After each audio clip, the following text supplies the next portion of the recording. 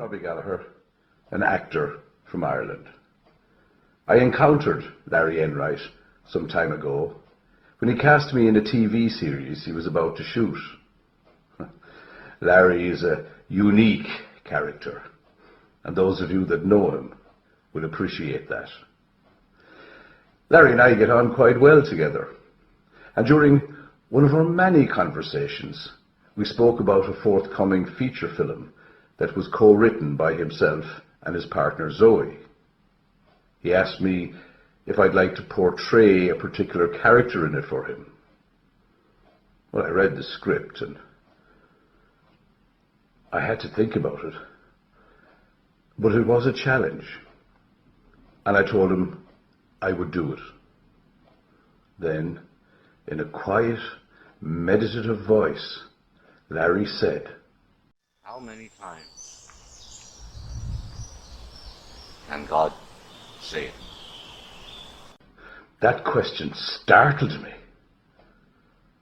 and I had to think about what he meant. But having read Larry's autobiography, I realized that Larry's life journey would have stopped many a lesser man in his tracks. And this was something that was essentially true. And that statement rings like a clear bell today.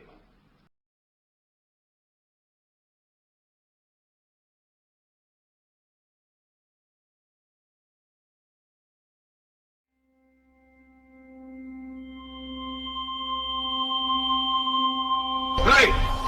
Hey! Hey! Where the fuck is your Enright when you want him?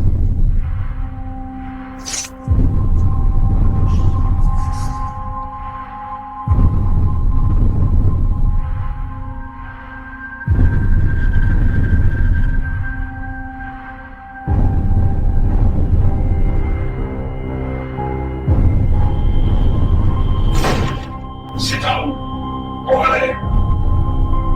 I said, sit down, over there.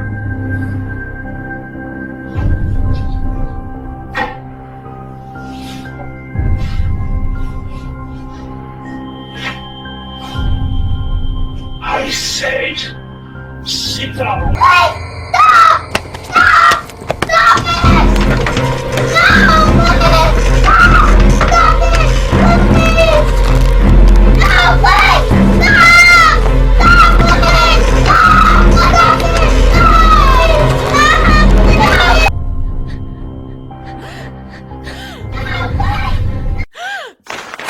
You tell.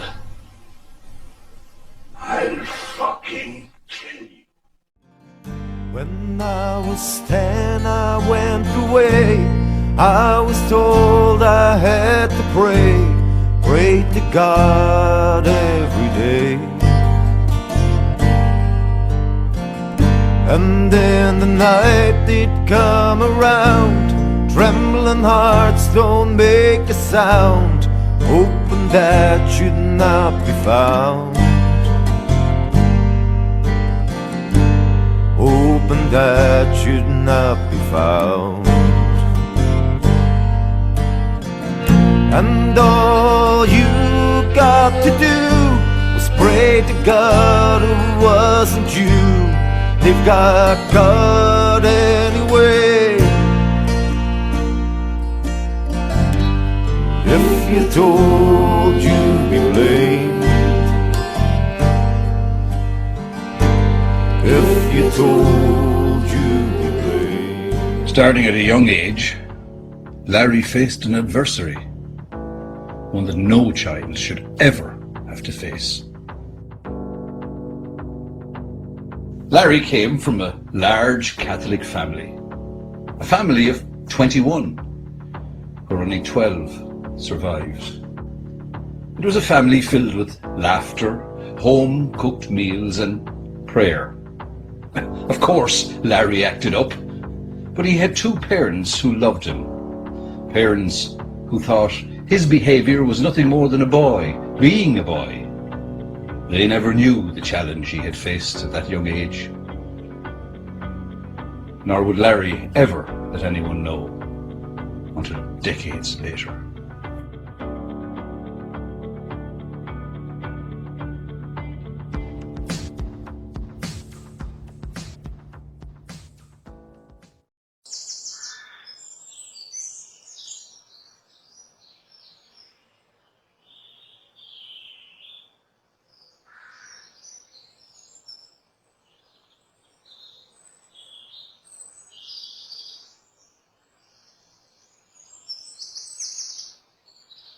Larry fought with himself and his demons and the guilt that he felt inside as a child.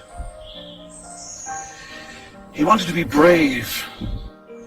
He was always trying to hide the shame he felt inside as a child. So much so that he joined the Irish Army to show that he could fight for what was right and just. Over the course of 18 months, Larry spent 3 military tours in the Middle East with the UN peacekeeping force.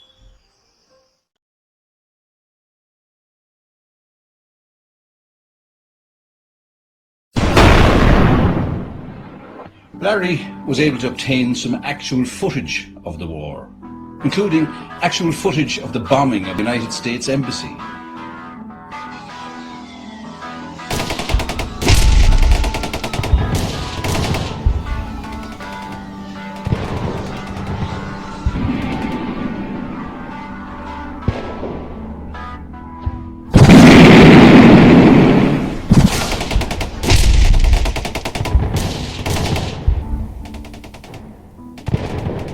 Images that flash before you need no words to describe them, nor the effect they have on the emotions of all the soldiers and civilians involved.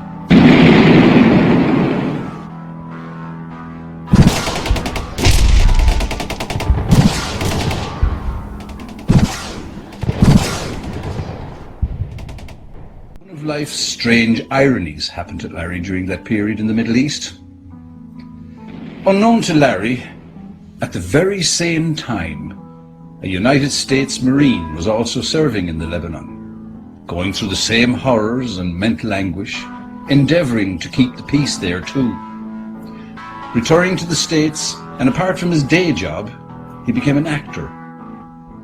That man was Corporal Jeffrey Graham, 2nd Battalion, 8th Marines. He's better known to you as Gunther Grambo. You know, you don't go through an experience like the Lebanese war, even if you're supposedly a peacekeeper, non-combatant. You know, being put in the middle of that whole mess was tough. And I know that both Larry and I carry our, you know, our own personal scars from that experience. And that's one of the big motivators for Larry to make his movie, you know, his autobiography, is to share the story of how one can triumph through and after adversity. If ever there was a survivor that I've known, it's Larry Enright. He's been through a lot. He's a tough guy. Something of a madman genius. And that's why it's my pleasure to work with him. So, yeah, I look forward to doing more. All right. Gunther became a part of Larry's group of actors, and is part of this documentary. Neither man was aware that they had been in the Lebanon at the same time. Real life can often be stranger than fiction.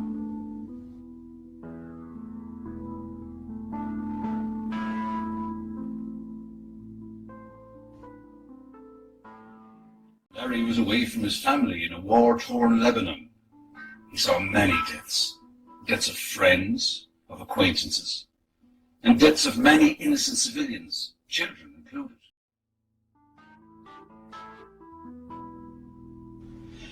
This fighting and destruction can change a man and can have long-lasting effects on all involved, both mentally and physically.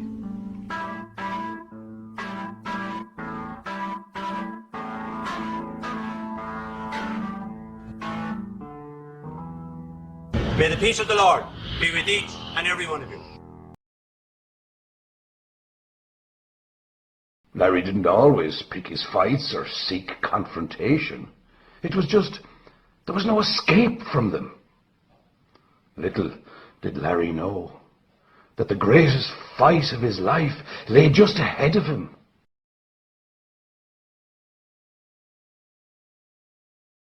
Larry, what? You gonna let him get away with that? Oh, what? Larry, no, you don't. Larry, Let go. yeah, man, no. Go. You don't. Stay in your seat. Ignore him. Let it go. Sit down. You better hit him in the face. Larry. Hit him! Hit him in the face! Hit that dick! You Larry, stinky whore, bitch! You know who the fuck I am? Who the fuck you are? Fucking Larry, Enright, don't fuck with me.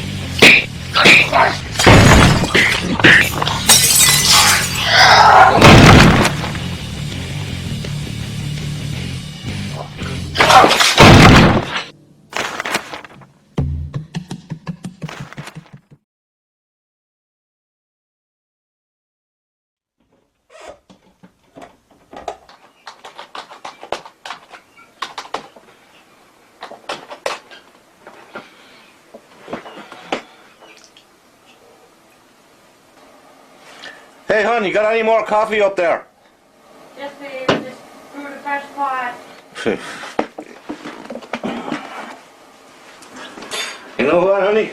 What, babe? I've been noticing you've been sticking very close to my ass all the morning. Get any closer? There's going to be a serious accident. Maybe I like looking at your ass. Yeah, right.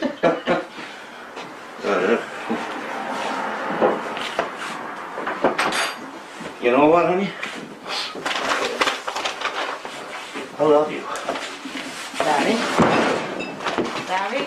Larry?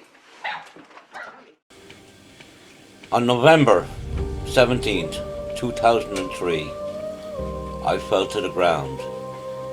A massive multi-layered frontal lobe aneurysm had busted inside my head. I fell to the ground, all my vital signs were gone. My heart had stopped. I had an outer body experience. I reached down and I touched Zoe with my hand to tell her I was okay. Yes, to tell her I was okay again. I felt great. I had no pain. All my worries went away. But I met this old man, who I found out later was my grandfather, who pushed me back. And my heart started beating again.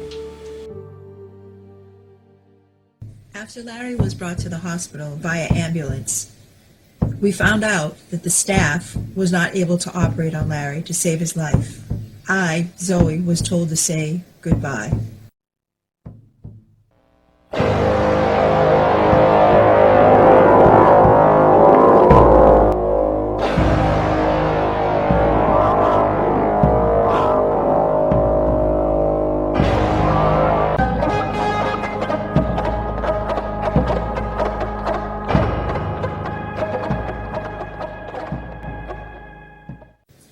If it wasn't for one bright, young doctor in the ER who was alert enough to figure out the consequences, Larry would not have been medevaced into Boston to Mass General Hospital. Mass General had an unbelievably great staff on hand, quite capable of handling this kind of aneurysm. Thank the Lord for that smart doctor in the ER. 9.5 hours of brain surgery, Larry awoke, barely able to see, walk, or communicate. He had to learn everything all over again.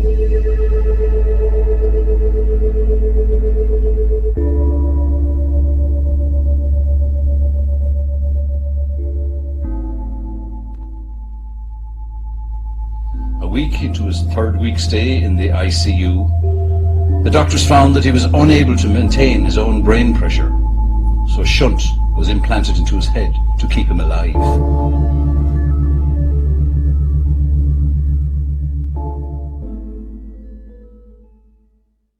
Larry won that battle. The fight was not over yet. Now it looked like he was going to lose both legs, so aneurysms and blockages. His heart getting a scare as well. Zoe had to be trained in wound care because Larry was now prone to infection. It was going to be a long, uphill battle for Zoe and Larry, their family, and all his friends and those that loved him.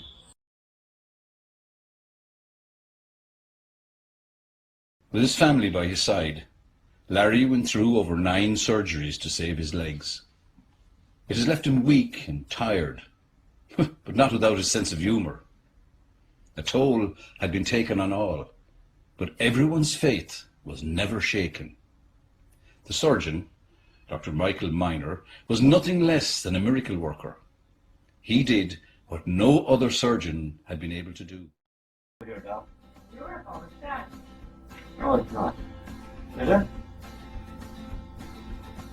Never felt the fucking thing. Good. I've been practicing. You see that, look? Never felt it. You kept me yapping.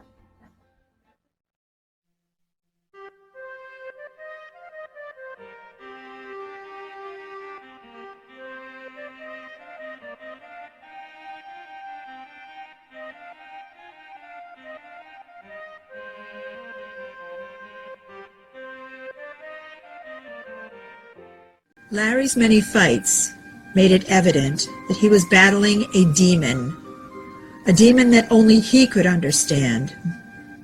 Many decades later, Larry revealed that he'd been sexually abused as a child by an elder in his village. His fighting now made sense. He was tough because he had to develop a strong exterior.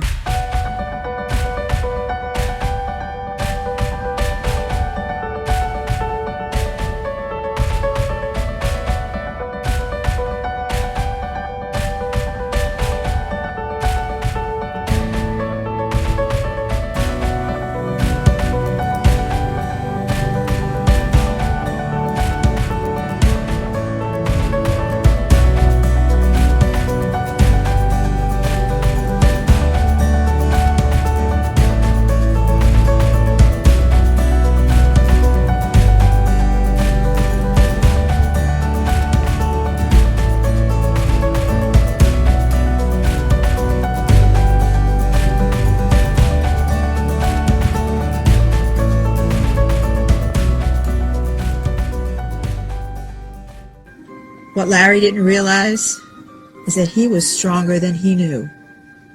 He was a survivor, a true survivor. Today, Larry still feels those pangs of angst, but he's learned to manage his feelings.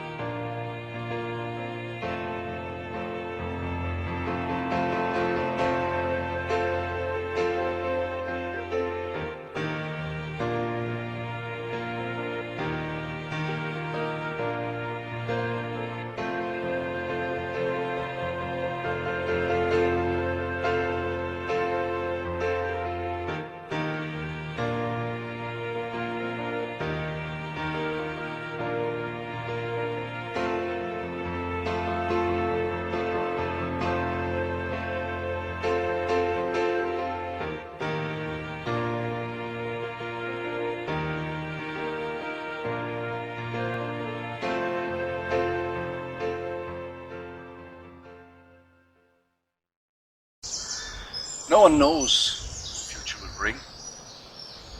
Larry Enright is an inspiration. Nothing will stop him. Though he still struggles with his health, he continues on with great love courage, and generosity. The making of this documentary is a testament to one man, and the courage and inspiration. That man is Larry Enright, affectionately known as the Mad Man from Athgarvan. Dale Carnegie once said, "Most of the important things in the world have been accomplished by people who kept on trying when there was no hope at all." How true.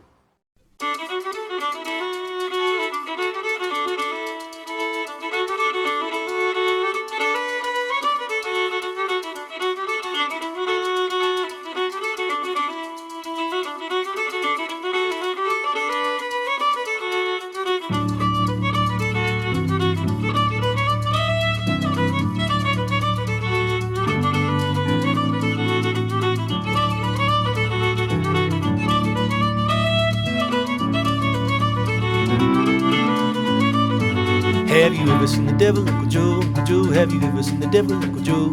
Have you ever seen the devil, Uncle Joe? Uncle Joe, don't mind the weather if the wind don't blow. Hop high, ladies, 3 in a row. Hop high, ladies, 3 in a row. Hop high, ladies, 3 in a row. Don't mind the weather if the wind don't blow.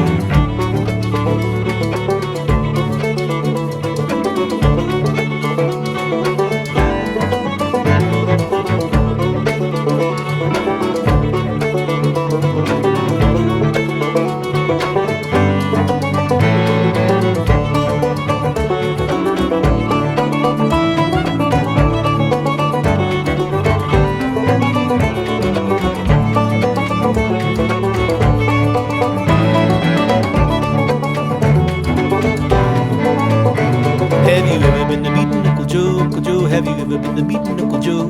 Have you ever been to meeting Uncle Joe? Uncle Joe, don't mind the weather if the wind don't blow. Hop high, ladies, 3 in a row. Hop high, ladies, 3 in a row.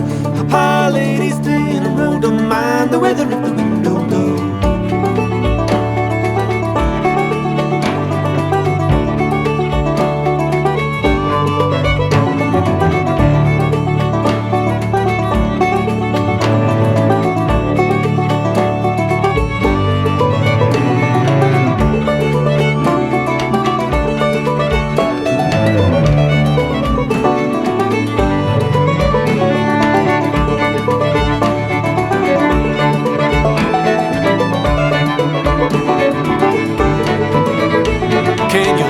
Double Uncle Joe, Uncle Joe, can you hold scary double Uncle Joe?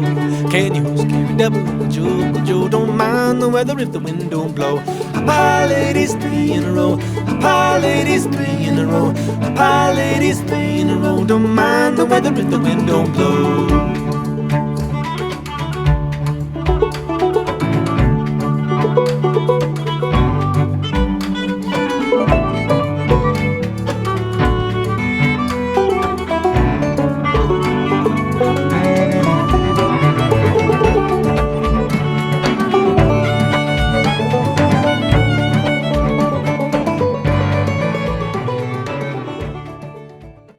Well, I'm here at Leahy Hospital, Burlington.